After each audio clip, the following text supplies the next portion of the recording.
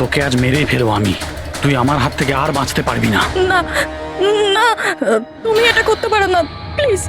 তুমি তুমি এরকম করতে পারো না। নিশ্চয়ই পারি। কে ওখানে? তুমি আমার সঙ্গে যা করেছো তারপরে তো আমি নিশ্চয়ই করব। কে ওখানে?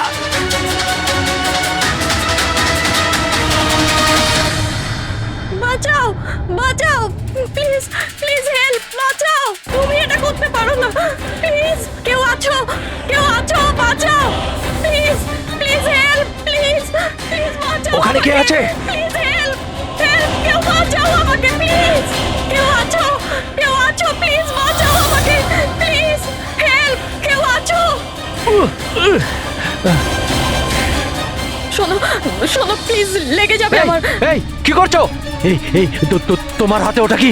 তুই নিজের কাজ কর। এই দেবো তোকে টাকা। তুমি এটা কি করছো? তোর মতো মেয়েরা না আমার কাছে ছেড়ে দাও। বললাম না, সর এখান থেকে।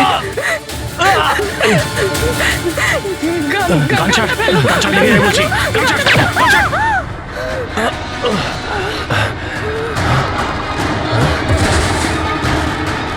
এই গুলি করে দিলে,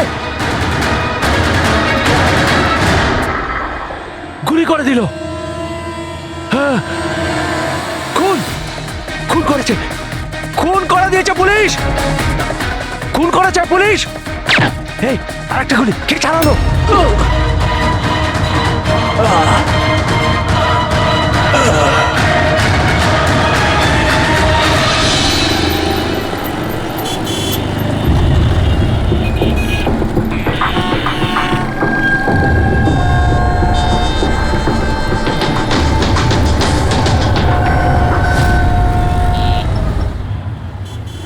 মাফ করবেন, খুন আপনি দেখেছেন? কিন্তু আপনি দেখলেন কি করে? বলতে চাইছি যে আপনি তো দেখতে পাই না, তাই তো। হ্যাঁ, ওই আর কি, মানে বলতে চাইছি আপনি দেখলেন কি করে খুন হতে? এইটার সাহায্যে। এটার সাহায্যে? কি এটা? এটা সেন্সর গ্লাভস। এতে সেন্সর ফিট করা আছে, যার থেকে অদৃশ্য তরঙ্গ বেরিয়ে যায়।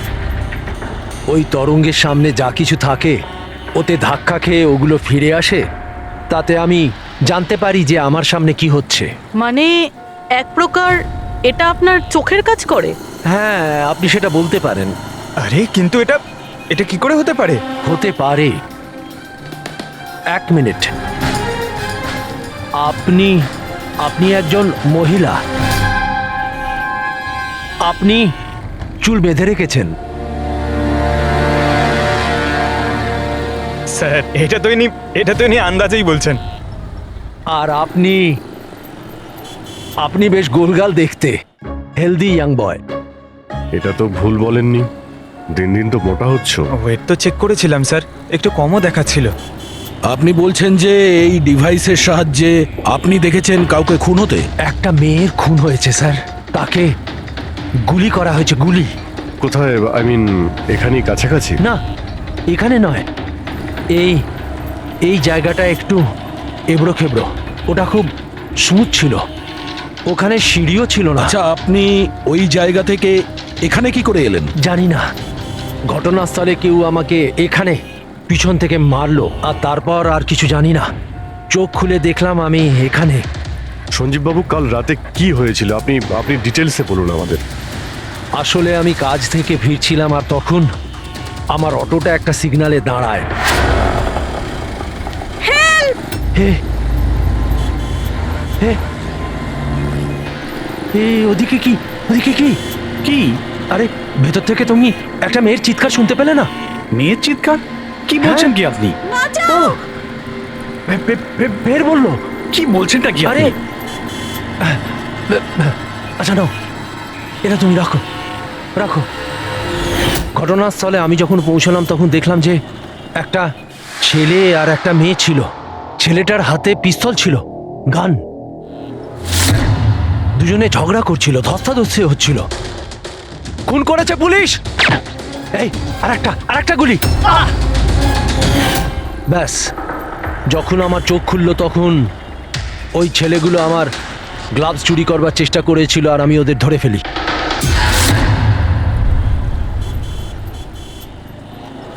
আর আপনি অজ্ঞান হয়ে যাওয়ার পরে খুনি আপনাকে এখানে নিয়ে এসছে আর এখানে ফেলে পালিয়ে গেছে। হ্যাঁ, হতে পারে। আচ্ছা, ওই জায়গাটা কোথায় যেখানে মেয়েটার গুলি লেগেছিল? না স্যার, আমি জানি না। আচ্ছা, আন্ধারিতে ওই অটো যে সিগন্যালে দাঁড়িয়েছিল, যেখানে আপনি মেয়েটার চিৎকার শুনেছিলেন, সেই জায়গাটা জানেন আপনি? মনে আছে? আই অ্যাম সরি, আমি এ ব্যাপারে আপনাদের হেল্প করতে পারবো না। ইটস ওকে, ইটস ওকে, আপনি চিন্তা করবেন না, আমরা ওই জায়গাটার খোঁজ নিয়ে নেব। কিন্তু কি করে?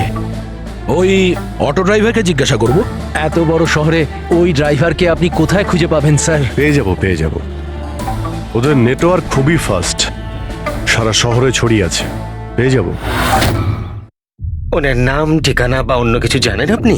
ও ও টুপি পরেছিল আর পুরনো গান শুনছিল 90-এর দশকের।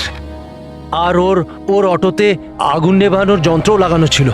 আর হ্যাঁ, ওর কথাবার্তা দেখে মনে হচ্ছিল ও উত্তর ভারতে থাকে। হ্যালো, কি? উত্তর ভারতের লোক? পুরনো গান শোনে, আবার টুপিও পরে, আগুন নেভানোর যন্ত্রও আছে ওর অটোতে। ঠিক আছে, দেখছি।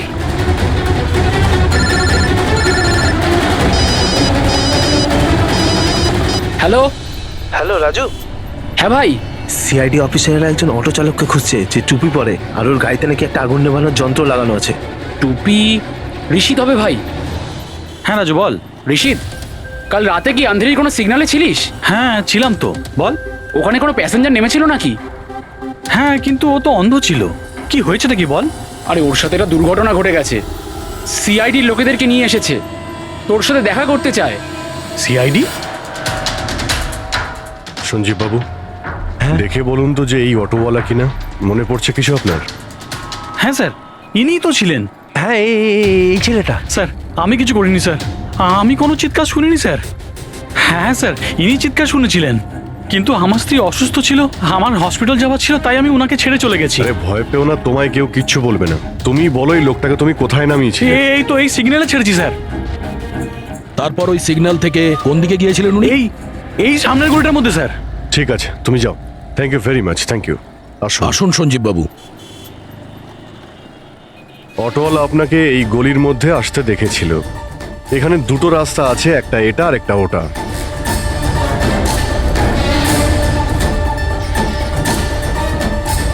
কিছু মনে পড়ছে আপনার কোথায় গিয়েছিলেন?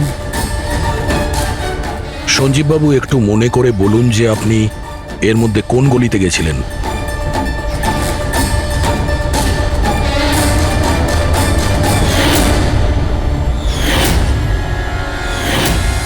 একটা পাখির মতো দেখতে মূর্তি ছিল। চলো আমরা এখান থেকে শুরু করি। সামনে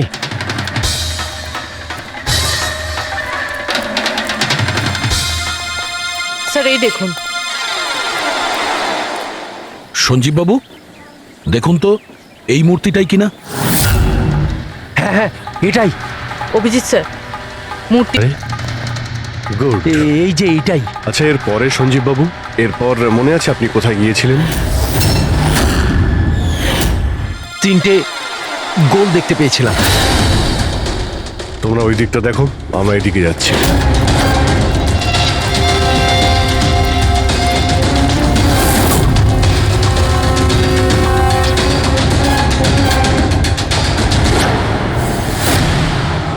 স্যার,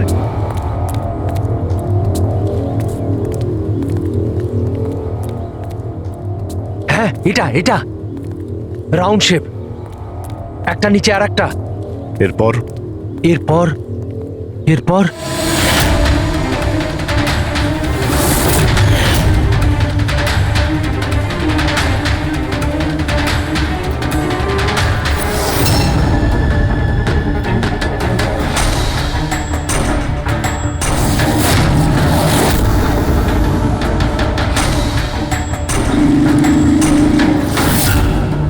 এদিকে এদিকে, এই যে। সাবধানে। আরে স্যার, ঘুরে ফিরে সেখানেই চলে এলাম যেখান থেকে শুরু করেছিলাম। আরে সেই জন্যই তো উনি চিৎকার শুনতে পেয়েছিলেন।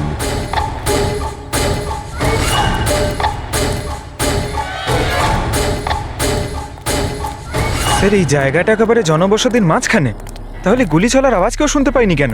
কারণ গানে সাইলেন্সার লাগানো ছিল।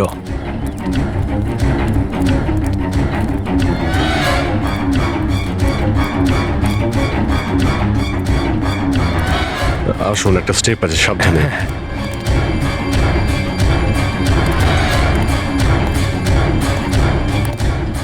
না না, ঠিক আছে।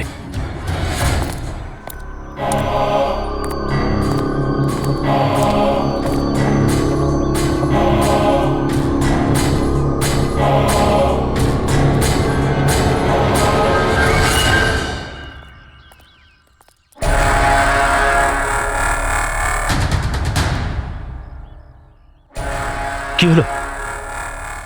আপনারা দাঁড়িয়ে পড়লেন কেন? কি আছে? লাশ পেলেন? সঞ্জীব বাবু, আপনি বলেছিলেন গুলিটা কোনো মেয়ের লেগেছিল। হ্যাঁ হ্যাঁ, মেয়ের গায়ে লেগেছিল। আমি তাকে ছুঁয়ে দেখেছিলাম। ওর গুলি লেগেছিল, রক্ত বেরোচ্ছিল। কেন বলুন, কি হয়েছে? লাশ এখানে আছে, কিন্তু কোনো মেয়ের নয়, কোনো ছেলের। কি?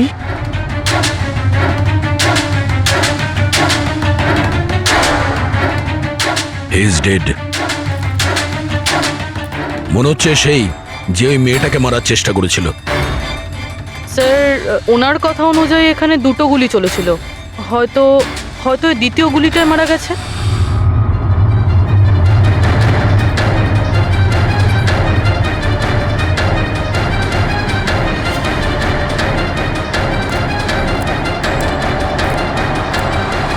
স্যার, স্যার এখানেও তো রক্ত পড়ে আছে। ওটা যদি ওর রক্ত না হয় তাহলে ওই মেয়েটার হতে পারে। গুলি তো ওর এখানেই লেগেছিল স্যার। যদি মেয়েটার এখানে গুলি লাগে তো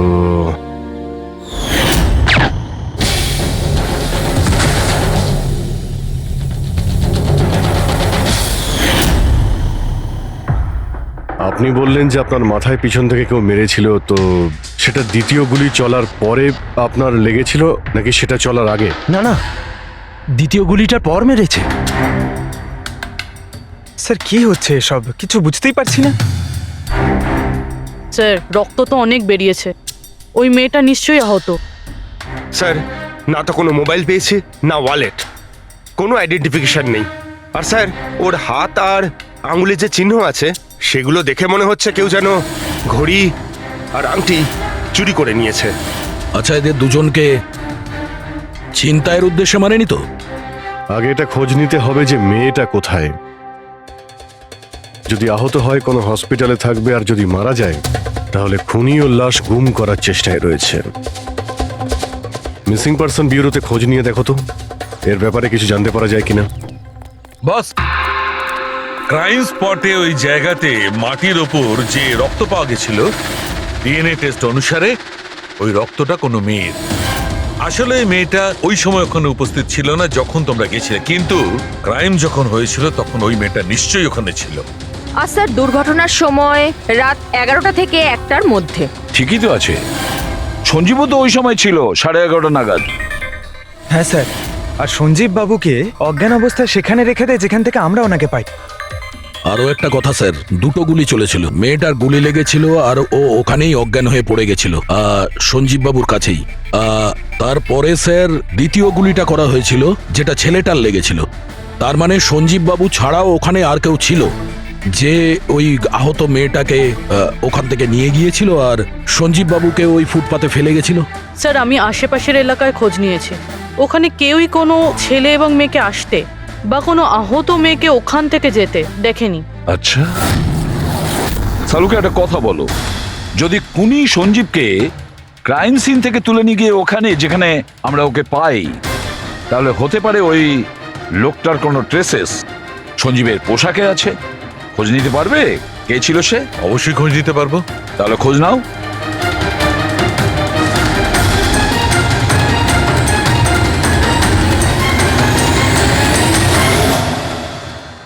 স্যার, লাশ শনাক্ত করা গেছে।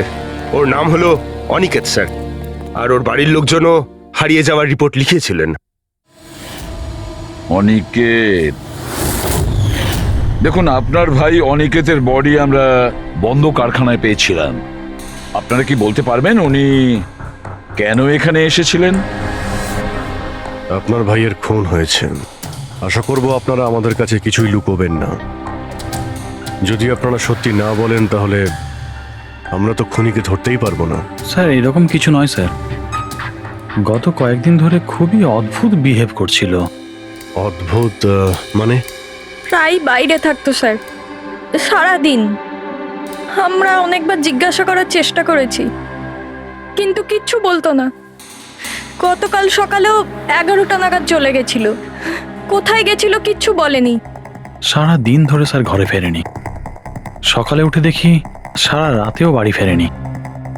তারপরে গিয়ে আমি পুলিশের কাছে কমপ্লেন করি। তো সারাটা দিন ফোনে কোনো কথা হয়নি? স্যার আমি ওকে সারাদিন ধরে ফোনে কল করছিলাম, কিন্তু ফোনেই পাচ্ছিলাম না ওকে।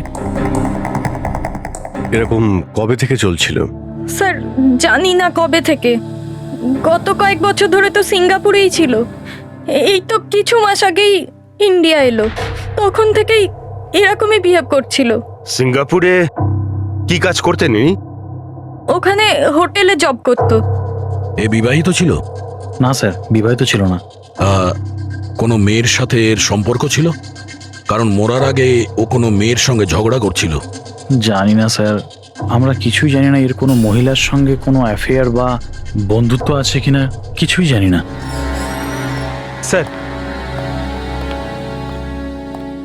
স্যার এনাদের থেকে অনিকেতের নাম্বার নিয়ে আর কল রেকর্ডস চেক করি স্যার। তাতে জানতে পারি যে একটাও মেয়ের নাম্বার নেই স্যার, শুধু ছেলেদের সঙ্গেই কথা বলতো, আর বেশিরভাগই ওর সঙ্গে যারা কাজ করতো তাদের। আর স্যার মৃত্যুর আগেও ও কাউকে ফোন করেনি নিজের ফোন দিয়ে। কোনো মেয়ের নাম্বার পাওয়া যাচ্ছে না, এটা তো খুব অবাক কাণ্ড। স্যার খুবই সাদাসিধে লোক ছিল, শুধু নিজের কাজ নিয়েই ব্যস্ত থাকতো। ঠিক আছে, আপনারা যেতে পারেন। যদি দরকার হয় আপনাদের ডেকে নেব।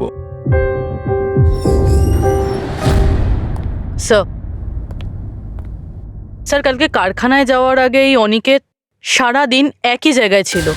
কোন জায়গায়? Sir coffee shop. স্যার এর ক্রেডিট কার্ডের বিল থেকে এটা প্রমাণিত হয় যে এ সারাদিন ওই কফি শপে ওর ক্রেডিট কার্ড সোয়াইপ করেছিল। হ্যাঁ স্যার, ওর ফোনের লাস্ট লোকেশন ওই কফি শপই ছিল। কোন কফি শপ ছিল ওটা? Pillow coffee shop.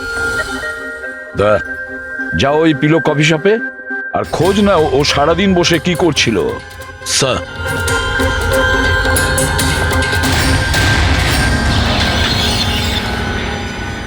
বস কি খবর নিয়ে এসেছো? এমন খবর এনেছি যেটা আমাদের কাছে খুব জরুরি। কি? এর পোশাকের মধ্যে আমি কয়েকটা আলাদা আলাদা ডিএনএ স্যাম্পল পেয়েছি। কিছু মানে? কিছু মানে 5 জন লোকের ডিএনএ স্যাম্পল পেয়েছি। 5? হ্যাঁ 5, আর এই 5 জনই মেয়ে। আর সঞ্জীবের জামা কাপড় থেকে আমরা 2 ধরনের ডিএনএ পেয়েছি, আর এই দুটো স্যাম্পল অনিকেতের জামা কাপড় থেকে পাওয়া স্যাম্পলের সঙ্গে ম্যাচ করে গেছে। মানে 5 জনের মধ্যে 2 জন যারা অনিকেতকে ছুঁয়েছিল, ওরা আবার সঞ্জীব বাবুকেও ছুঁয়েছিল। তার মানে অভিজিৎ এই পুরো কাজটা দুটো মেয়েই করেছে।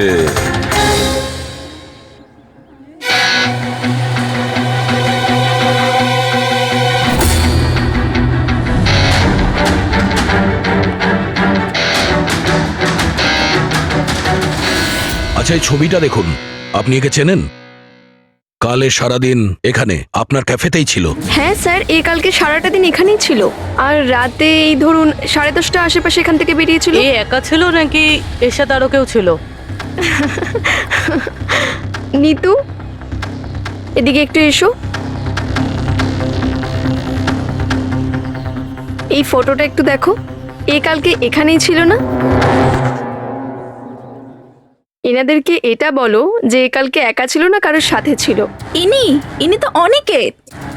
ইনি কখনো একা আসতেন না, সবসময় ভিড় নিয়ে আসতেন। মহিলা আর মেয়েদের ভিড়। আর শুধু কালই নয়, ইনি আমাদের রেগুলার কাস্টমার, প্রায়ই এখানে আসেন। আচ্ছা, ও রোজ একই মেয়ের সাথে আসতো না আলাদা আলাদা? আলাদা আলাদা আসতো স্যার, আর দিনে কম করে 3 থেকে 4 জন। খুবই পাকা খেলোয়াড় ছিলেন ইনি। একবার তো আমি ওনাকে জিজ্ঞাসাও করেছিলাম যে এতগুলো মেয়ের সাথে বন্ধুত্বটা হলো কি করে। তো উনি আমাকে বলেছিলেন যে ওনার মোবাইলে একটা অ্যাপ আছে, কোনো ডেটিং অ্যাপ। ওখানেই ওনার এই মেয়েগুলোর সাথে পরিচয়।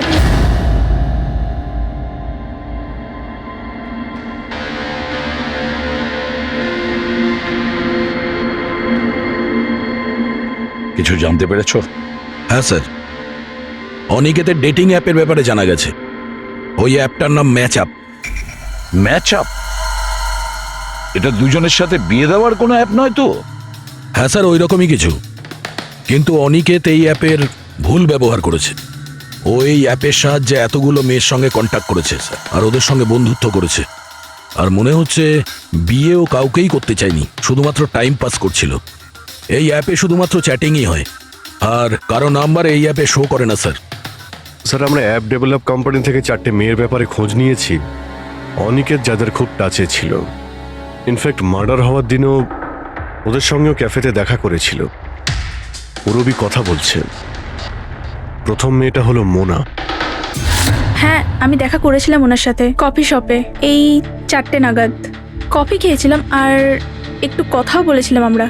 তারপর আমাকে বেরোতে হলো, আমার কিছু আর্জেন্ট কাজ ছিল। স্যার, এ বলছে যে কফি শপের পরে ও বিউটি পার্লারে গিয়েছিল, আর ওখান থেকে একটা মুভির প্রিমিয়ারে। দ্বিতীয় জন হলো রূপালী। তাহলে বলো, তোমার কি বক্তব্য? ও অনেক দিন ধরে আমার পিছনে পড়েছিল, খালি বলতো দেখা করো দেখা করো। ভীষণই বোরিং ছিল, আই টেল ইউ। ওর সাথে 1 কাপ কফি যে আমি কিভাবে খেয়েছি, আর কফিটা শেষ হওয়ার সাথে সাথেই আমি ওখান থেকে বেরিয়ে গেছি। ও বলেছিল স্যার ও অনিকেতের সঙ্গে 6টার সময় দেখা করেছিল, আর তারপরও ফ্যামিলি ফাংশন অ্যাটেন্ড করতে আন্ধেরি গিয়েছিল। আর তৃতীয় অঞ্জু স্যার। ওর সাথে তো সময়টা বুঝতেই পারিনি। কত ভালো ভালো কথা বলতো, আপনি জানেন আমরা সেদিন কত কথা বললাম। হঠাৎ করে ও বললো ওকে কোথাও যেতে হবে। আমরা ডিসাইড করলাম যে আমরা আবার দেখা করব, আর তারপর চলে গেল। এই মেয়েটা কফি শপ থেকে বাইরে বেরিয়ে হয়নি। এর স্টেটমেন্ট অনুযায়ী ও কফি শপেই বসেছিল কফি শপ বন্ধ হওয়া পর্যন্ত, 12টা অবধি। স্যার, এদের স্টেটমেন্ট আমরা ক্রস চেক করেছি, ঠিকই বলছে। স্যার, সঞ্জীববাবু বলছেন কোনো মেয়ের গুলি লেগেছিল। এদের 3জনকে চেক করা হলো, কিন্তু কোনো আঘাতের চিহ্ন নেই। তোমরা তো 4টে মেয়ের কথা বলেছিলে, তাহলে চতুর্থ মেয়েটি গেল কোথায়? স্যার, 4 নম্বর মেয়েটা হলো এরিকা। আমরা এই অ্যাপের সাহায্যে ওর সঙ্গে কন্ট্যাক্ট করার চেষ্টা করেছিলাম, কিন্তু ও কোনো রেসপন্স করেনি। তাহলে এক কাজ করো, ওই মেয়েটার সঙ্গে গিয়ে দেখা করো।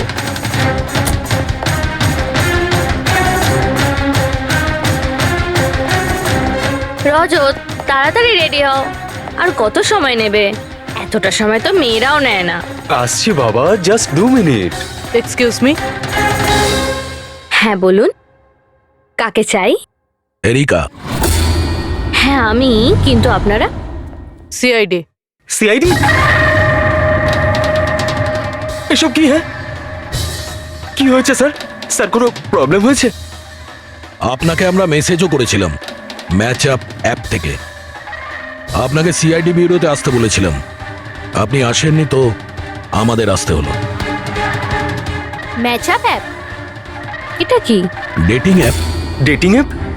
তুমি এই ডেটিং অ্যাপে কি করছো? হ্যাঁ শোনো, ওনাদের কোনো ভুল হচ্ছে, আমি কোনো ডেটিং অ্যাপে নেই। সেটা কিভাবে হতে পারে? আপনার প্রোফাইল আছে, আপনার ডিসপ্লে পিকচার রয়েছে।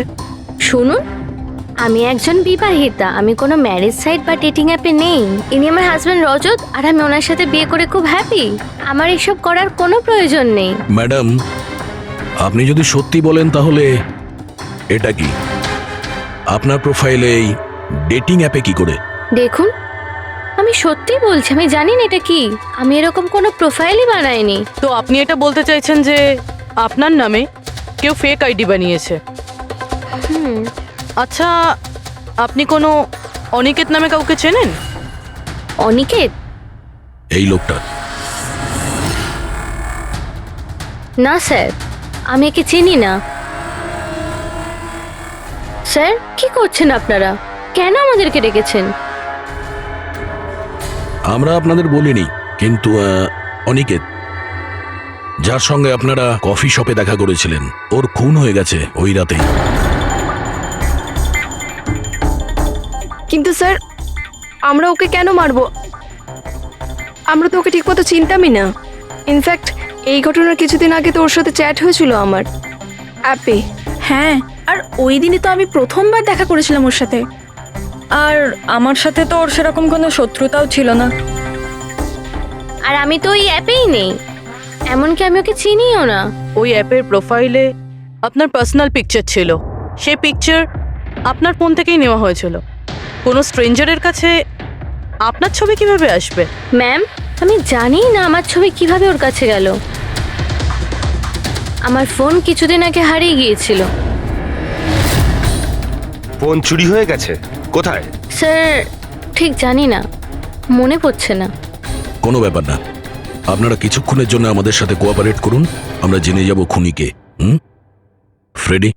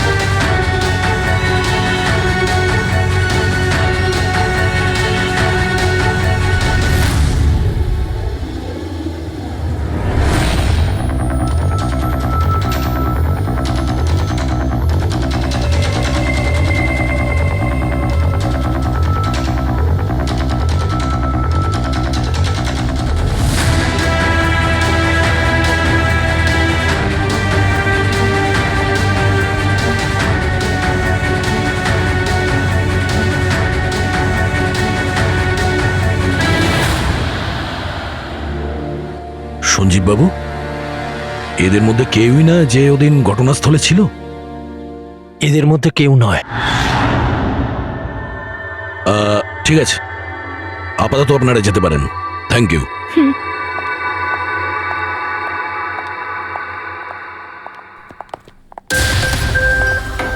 না স্যার, এদের মধ্যে তো কেউ না। স্যার, বাকি তিনজনের মতন ওরও কোনো চোট নেই, কিন্তু কিন্তু ওই মেয়েটার আঘাত ছিল, চলার অবস্থাই ছিল না। কিন্তু সালুকে যে আমাকে বলল ও সঞ্জীবের পোশাকে যে ডিএনএ টেস্ট করেছিল তাতে তো দুটো মহিলার ট্রেসেস পাওয়া গেছে। ঠিক আছে, কিন্তু একজন আহত হতে পারে, আরেকজন সেও তো ওই চারজনের মধ্যে একজন হতে পারে। স্যার, এই চারজনের জল খাওয়ার গ্লাসগুলো ফরেন্সিকে পাঠিয়ে দিয়েছি, রিপোর্ট আসবে। স্যার, হ্যাঁ স্যার ওই দুটো মেয়ের ডিএনএ এই চারজনের সঙ্গে ম্যাচ করেনি। কি ম্যাচ হচ্ছে না? তাহলে মেয়ে দুটোকে পাবো কি করে? এক মিনিট। কি হলো সঞ্জীব?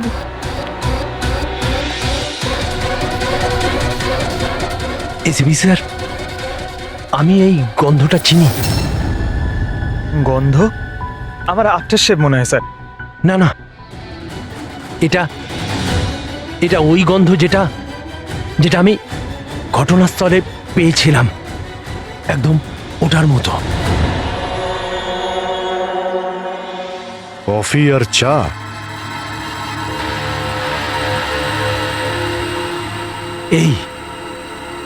এই গন্ধটা ঘটনাস্থলে, এই গন্ধটাই ছিল।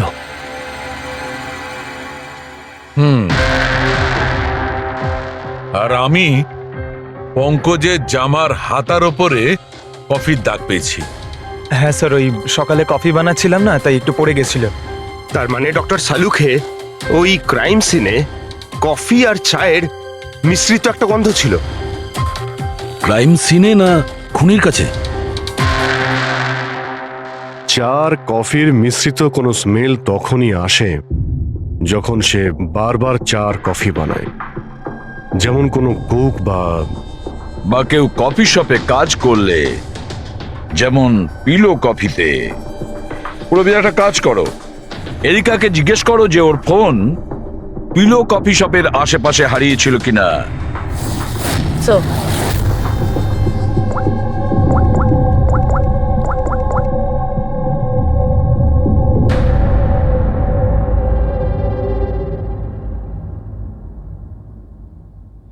স্যার হ্যাঁ স্যার ওনার ফোন ওখানেই হারিয়েছিল, ওই কফি শপে।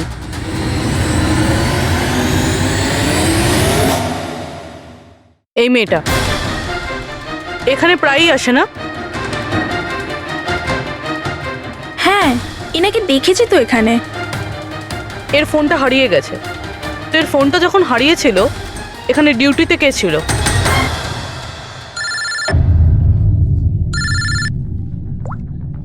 হ্যালো, হ্যাঁ ফ্রেডি।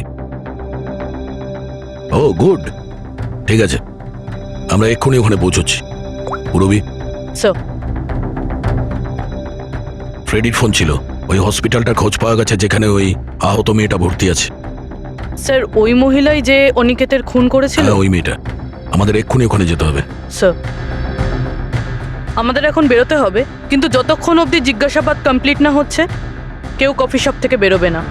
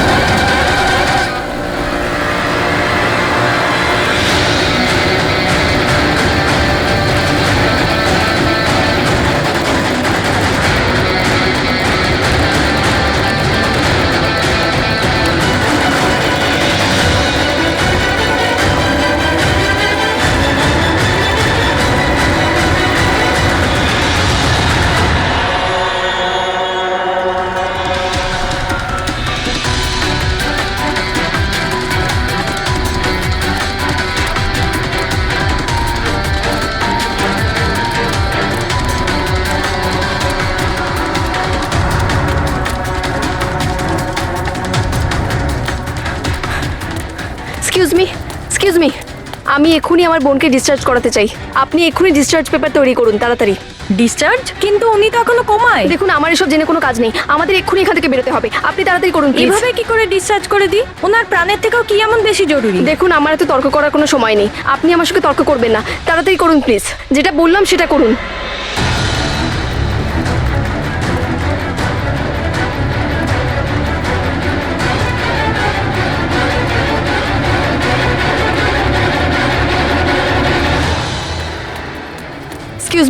এক্সকিউজ মি, আমার দিদি স্বপ্নাকে এক্ষুনি ডিসচার্জ করাতে হবে, এক্ষুনি। ওর বিলের টোটাল অ্যামাউন্টটা বলবেন প্লিজ।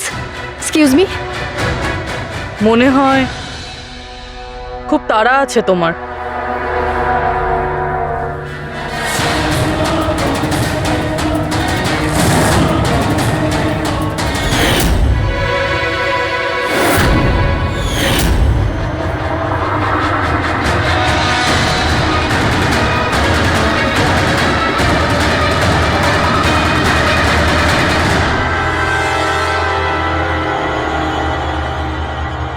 ক্যাফেতে ওই ফোন কলটা, ওটা আমাদেরই প্ল্যান ছিল। আমরা এটাই দেখতে চাইছিলাম যে ওই আহত মেয়েটার মিথ্যে খবরের জালে কে ফাঁসে। আর তুমি ফেসে গেলে। এটাও ভাবলে না যে সিআইডি তোমাকে ফলো করছে? তুমি নিজেই আমাদের এখানে নিয়ে এসেছো, আর তাই পালিয়ে কোনো লাভ নেই। সেই জন্য তোমার জন্য এটাই ভালো হবে, নিজের অপরাধ স্বীকার করে নাও।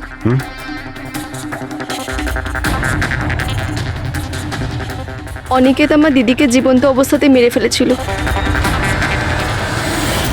ওদের সিঙ্গাপুরে দেখা হয়েছিল, আর ওখানেই আমার দিদিকে বিয়ের মিথ্যে প্রতিশ্রুতি দিয়েছিল। ওরা এঙ্গেজমেন্টও করে নেয়, আর তারপরে বিয়ের কথা বললেই ও এড়িয়েই যেত। আমার দিদি যখনই বিয়ের ডেট ফিক্সড করার কোনো কথা তুলতো, তখন সবসময় কোনো না কোনো অজুহাত দিতে শুরু করতো। আর এই ধরুন 6 মাস আগে ও বলল যে ওর মা নাকি খুব অসুস্থ, আর ওর মায়ের চিকিৎসার জন্য টাকার দরকার। আর আমার দিদি নিজের জীবনের সব সেভিংসটা দিয়ে দিয়েছিল। আর ও বলল যে ও সিঙ্গাপুর থেকে ফিরে এসেই আমার দিদিকে বিয়ে করবে। আর টাকা পয়সা নিয়ে অনিকেত সিঙ্গাপুর থেকে মুম্বাই আসে। হ্যাঁ, স্বপ্ন ওর অপেক্ষা করতে থাকলো, আর সেটাও পুরো 3 মাস ধরে। তারপরে একদিন আমি দেখলাম যে ও মুম্বাইয়ের ওই ক্যাফেতে ছিল, তাও আবার অন্য মেয়েদের সাথে। তার মানে ও স্বপ্নাকে বিয়ে করতেই চায়নি? না, ও স্বপ্নাকে ঠকাচ্ছিল। ও স্বপ্নার ইনকাম করা টাকা অন্য মেয়েদের পেছনে ওড়াচ্ছিল। আর আর ওর মাও কিন্তু অসুস্থ ছিল না, কারণ ওর তো কোনো মাই ছিল না। ওর মা তো অনেকদিন আগেই মারা গেছিলেন। তাই তুমি প্রতিশোধ নেওয়ার একটা প্ল্যান করলে। স্বপ্না তো আমার কোনো কথা বিশ্বাস করতে চাইতোই না। ওর ভালোবাসায় অন্ধ হয়ে গেছিল। ওর প্রমাণের দরকার ছিল। তাই অনিকেতের সত্যিটা সামনে আনার জন্য আমি এরিকার ফোন চুরি করি, আর ওর নাম দিয়ে আমি ম্যাচআপ অ্যাপে ওর ফেক প্রোফাইল তৈরি করি, আর অনিকেতের সঙ্গে চ্যাটিং করতাম। আর ও ইজিলি আমার ফাঁদে পড়ে যায়। তারপরে আমি ওকে ওই ফ্যাক্টরিতে আসতে বলি, আর তার সাথে স্বপ্নাকেও আসতে বলি, যাতে ও নিজের চোখে সব কিছু দেখতে পাক। কিন্তু ওই দিন যখন আমি ওখানে গেছিলাম, তখন আমি দেখলাম যে... এটা কি করছো তুমি? হিসেবটা শেষ করে দিচ্ছি। তুমি আমার সাথে যা করেছো তারই শাস্তি এটা। আমি সব জানি তুমি আমার টাকা কোথায় কোথায় খরচ করেছো, আর কত মেয়ের জীবন তুমি নষ্ট করবে। Aniket please drop the gun. Aniket please, টাকা চাই তোর। তুমি এটা কি করছো? বেরো এখান থেকে, চুপচাপ বেরো এখান থেকে। আরে ছাড়ো ওকে, ছেড়ে দাও। ওকে বললাম না বেরো এখান থেকে।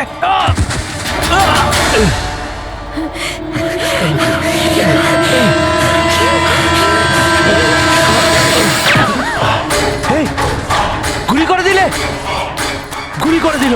হ্যাঁ, খুন খুন করে দিয়েছে পুলিশ। এই, আরেকটা গুলি কে চালালো? আরেকটা গুলি চালিয়েছে পুলিশ।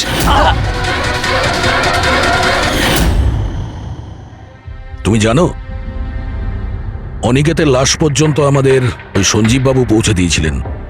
উনি দেখতে পান না, কিন্তু ওনার ওই সংবেদনশীল দস্তানা, সেন্সিটিভ গ্লাভস চোখের থেকে কম না।